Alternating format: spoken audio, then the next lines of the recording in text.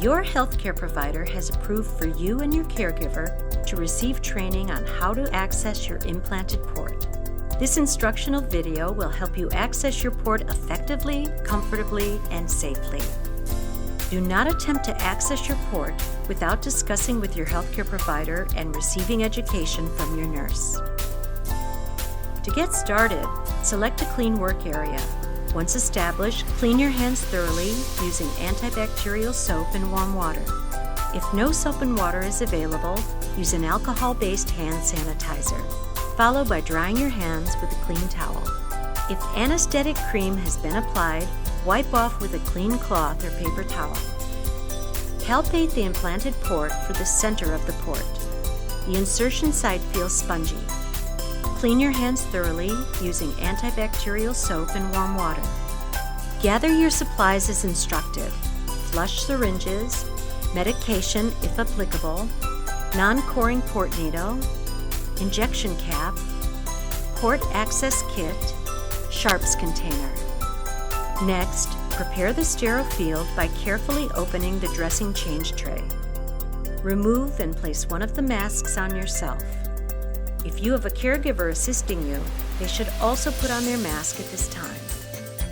Remove the 2 sets of sterile gloves and set them aside, leaving them in their packages. Create the sterile field by opening the towel as instructed by your nurse. Do not touch the top surface. Carefully open and empty all the supplies from the tray onto the center of the sterile towel without touching any of the items or allowing the outer packaging to touch the sterile towel. Following this, open the port needle, injection cap, and sterile flush syringes onto the sterile towel. Finally, put on sterile gloves as instructed by your nurse. Remember to only touch supplies on your sterile field with your sterile gloves. If you touch something outside the field, you will need to discard the gloves and start again. You are now ready to prepare your port needle and flush syringes.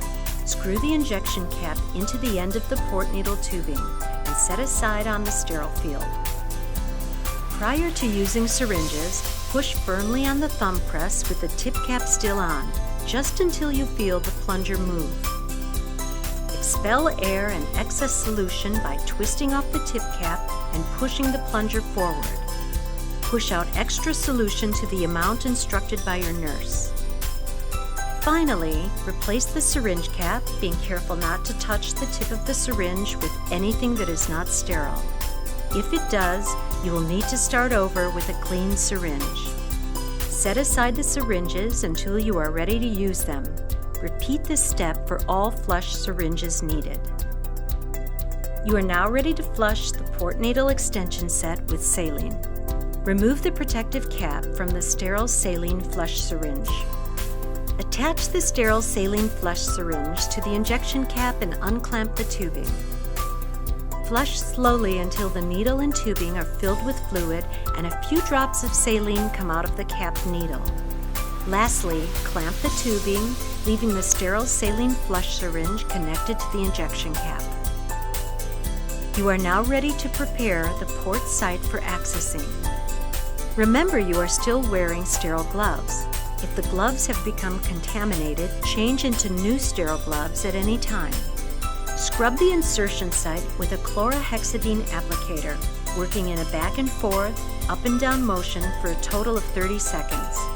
If you are using a different cleaning solution other than chlorhexidine, please follow the alternate instructions provided by your nurse. Allow the site to air dry thoroughly. When the clean port site is dry, you are ready to access your port. Remove the needle guard from the Huber needle. Stabilize the port by placing a finger thumb of your non-dominant hand on either side of the port. While holding the port steady with your non-dominant hand, firmly insert the needle at a 90-degree angle until you feel the end of the needle hit the back of the port. Carefully release the needle and unclamp the tubing. Pull back gently on the plunger of the syringe. You should begin to see blood come into the tubing. Stop pulling as soon as you see blood. If you do not have a blood return, call your nurse or pharmacist, as this may mean the needle is not in the right place. Once you see blood return, flush the tubing with a sterile saline syringe using a push-pause method. Lastly, clamp the tubing. If you are leaving your port accessed, apply the dressing. Once the dressing is applied, you may infuse any ordered medications as instructed by your nurse. If medications are not to be infused until later, or if you are de-accessing your port, flush the port needle extension set with heparin, unless your port has a brochong tip, such as a power port. This will conclude accessing an implanted port. If you are removing a port needle, please refer to the education materials on removing an implanted port needle. Each time you access your implanted port, you will get more comfortable with the supplies and the steps. For any questions or concerns you might have, please contact our highly trained specialty nurses who will help you understand the basics of home infusion therapy and will answer any questions.